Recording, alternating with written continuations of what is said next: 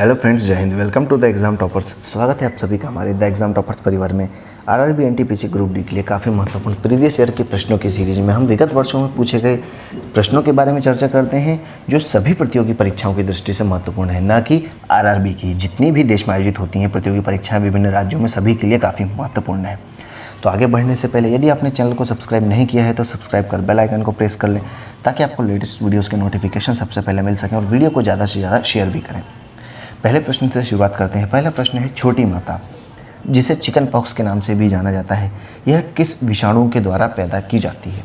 छोटी माता किस विषाणु के द्वारा पैदा की जाती है?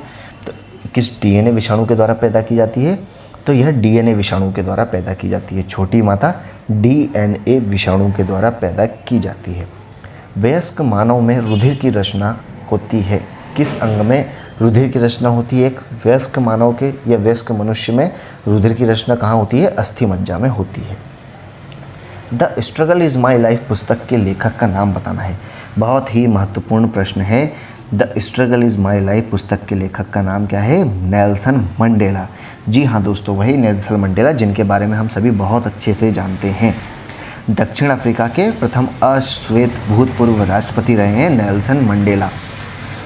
राष्ट्रपति बनने से पूर्व दक्षिण अफ्रीका में सदियों से चल रहे रंगभेद का विरोध करने वाले अफ्रीकी नेशनल कांग्रेस और इसके बाद वे उमखोंदो वे सिजवे के अध्यक्ष रहे हैं। तो हमें इन सभी प्रश्नों को याद रखना है। इसके साथ ही आपको बता दें कि संयुक्त राष्ट्र संघ ने उनके जन्म दिवस को नेल्सन मंडेला अंतर्राष्ट्रीय दिवस के रूप में मनाने का भी निर्णय लिया था। इनका जन्म कब हुआ था? 18 जुलाई 1918। 18 जुलाई 1918 को इनका जन्म हुआ था और मृत्यु कब हुई थी इनकी? 5 दिसंबर 2013 को इनकी मृत्यु हुई थी। किस देश के राष्ट्रपति बने थे ये? दक्षिण अफ्रीका के। ठीक है, तो ये थे इनके महत्वपूर्ण प्रश्न इनसे रिलेटेड। अगला प्रश्न है, म्यांमार। म्यांमार किस देश का नया नाम है? तो म्यांमार किस देश का नया नाम है? बर्मा का नया नाम ही म्यांमार है। चीन की दीवार का निर्माण किस राजा ने करवाया था? चीन की दीवार का निर्माण किसने करवाया था? उनका नाम क्या था? सी हुआंगटी। सी हुआंगटी ने ही चीन की दीवार का निर्माण करवाया था। शक संवत पर आधारित राष्ट्रीय पंचांग का प्रथम महीना कौन सा होता है? शक संवत पर आधारित राष्ट्रीय पंचांग का प्रथम महीना कौन सा होता है? चैत। चैत का महीना पहला महीना होता है शक संवत के आधार पर। गुट निरपेक्ष आंदोलन का प्रथम शिखर सम्मेलन कब और कहाँ आयोजित किया गया था?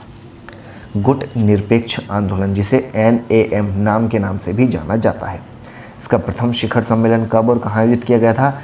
तो गुट निरपेक्ष आंदोलन का पहला शिखर सम्मेलन 1961 में बेलग्रेड में आयोजित किया गया था।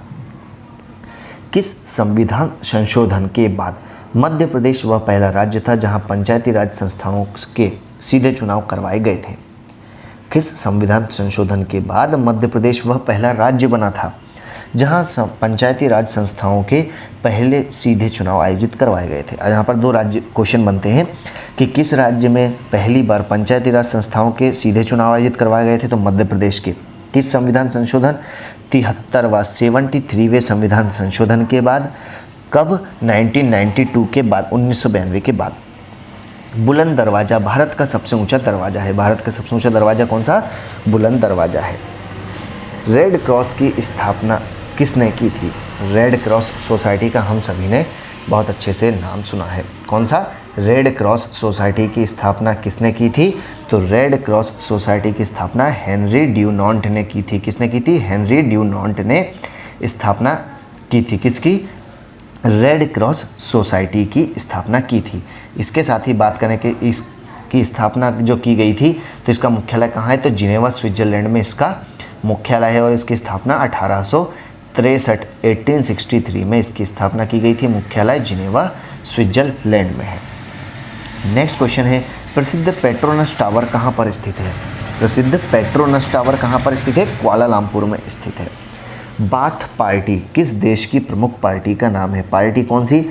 नाश्ते वाली पार्टी की बात नहीं है, यहाँ पर राजनीतिक दल की बात चल रही है। बाथ पार्टी किस देश की पार्टी का नाम है? इराक की। पौधों में फूल नहीं होते हैं, आपके उस पौधे का नाम बताना है जिसमें फूल नहीं होता है। फर्न। फर्न पौधे में फूल नहीं होते हैं। अष्टप्रधान परिषद किसके शासनकाल में थी? किस राजा से संबंधित है अष्टप्रधान मंत्री परिषद? तो शिवाजी के काल में अष्टप्रधान मंत्री परिषद हुआ करती थी, जिस तरह से अकबर के नवरत्न हुआ करते थे।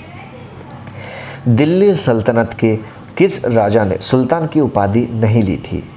दिल्ली सल्तनत के किस राजा ने सुल्तान की उपाधि नहीं ली थी? तो उसका नाम है कुतुबुद्दीन ऐबक। इसका संबंध दिल्ली सल्तनत से रहा है और इन्होंने सुल्तान की उपाधि नहीं ली थी। भारतीय पेट्रोलियम संस्थान कहाँ स्थित है? भारतीय पेट्रोलियम संस्थान देहरादून में स्थित है। कहाँ पर? देहरादून में। देहरादून में अक्सर आपको बहुत सारे अन्य मुख्यालय देखने को मिलते हैं, जैसा कि ONGC का भी मुख्यालय यहीं पर है। विज्ञान की वह शाखा जो जीव और वातावरण के बीच संबंध बताती है, उसे क्या कहा जाता है, किस नाम से जाना जाता है? विज्ञान की वह शाखा जो जीव और वातावरण के बीच संबंध बताती है, उसे पारिस्थितिकी कहा जाता है। क्या कहा जाता है? पारिस्थितिकी। प्रकाश संश्लेषण में ऑक्सीकरण होता है। प्रकाश संश्लेषण की क्रिया में किसका ऑक्सीकरण होता है? जल का ऑक्सीकरण होता है। भविष्य का ईंधन किसे कहा जाता है? भविष्य का ईंधन किसे कहा जाता है? हाइड्रोजन को। जैसे कि आने वाले समय में पेट्रोल डीजल एक समय के बाद खत्म हो जाएंगे, क्योंकि ये सीमित संसाधन है, तो इसीलिए भविष्य का ईंधन किसे? हाइड्रोजन को कहा जाता है। मनुष्य जब सांस लेता है तब औसतन कितने डेसिबल की आवाज़ होती है? कितने डेसिबल शोर होता है मनुष्य की सांस लेने पर? कितने डेसिबल का शोर होता है? 35 डेसिबल का शोर होता है। फिजी के विद्रोह के लिए किसे जिम्मेदार बताया गया है? तो फिजी के विद्रोह के लिए जॉर्ज स्पिट को जिम्मेदार बताया गया है। जॉर्ज स्पिट को फिजी के विद्रोह के लिए जिम्मेदार बताया गया है। सियाचिन ग्लेशियर कहाँ पर स्थित है? तो सियाचिन ग्लेशियर कश्मीर में स्थित है। आंध्र प्रदेश तंबाकू का तथा कॉफ़ी के लिए किस राज्य का उत्पादन सर्वश्रेष्ठ माना जाता है? तो तंबाकू के लिए आंध्र प्रदेश और कर्नाटक कॉफ़ी के लिए प्रसिद्ध है, जहां पर सर्वाधिक उत्पादन किया जाता है। ख्वाजा मोइनुद्दीन चिश्ती ने किस संप्रदाय की स्थापना की थी? तो ख्वाजा मोइनुद्दीन चिश्ती ने चिश्ती संप्रदाय की स्थापना की थी अजमेर में। कहाँ पर? अजमेर में इनकी दरगाह है ख्वाजा मोइनुद्दीन चिश्ती की, और इन्होंने चिश्ती संप्रदाय की स्थापना की थी। फारसी भाषा को किस काल में राजकीय संरक्षण दिया गया था? तो फारसी भाषा को मुगल काल में राजकीय संरक्षण दिया गया था। फारसी भाषा को मुगल काल में राजकीय संरक्षण दिया गया था। बहमनी राज्य के अंतिम शासक का नाम क्या था? बहमनी राज्य के अंतिम शासक का नाम कलीमुल्लाह था। क्या नाम था? कलीमुल्लाह बहमनी राज्य के अंतिम शासक का नाम था। बंगाल में पाल वंश के संस्थापक का नाम क्या था? तो बंगाल में पाल वंश की स्थापना करने वाले व्यक्ति का नाम गोपाल था। भारत का फिल्म प्रशिक्षण संस्थान कहाँ पर स्थित है? तो भारत में फिल्म प्रशिक्षण संस्थान पुणे में स्थित है। कहाँ पर? पुणे, जो कि महाराष्ट्र में है। महारानी एलिजाबेथ द्वितीय ने किस क्रिकेटर को नाइटहुड की उपाधि दी थी? काफ़ी महत्वपूर्ण प्रश्न है।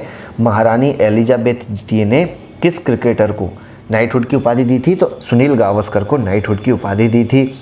मधुशाला के रचयिता का नाम बताना है। हम सभी को बहुत अच्छे से पता है कि मधुशाला के रचयिता का नाम हरिवंश राय बच्चन है।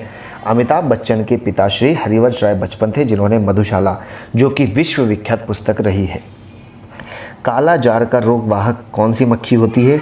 तो काला जार एक रोग है, इसका रोगवाहक सिक्टा या जिसे बालू मक्खी कहा जाता है, उसे कहा जाता है। और अंतिम प्रश्न है, भाषा के आधार पर राज्यों का पुनर्गठन कब किया गया था? तो भाषा के आधार पर राज्यों का पुनर्गठन 1956 में किया गया था। तो ये थे कुछ महत्वपूर्ण प्रश्न जिनके बारे में हमने चर्चा की।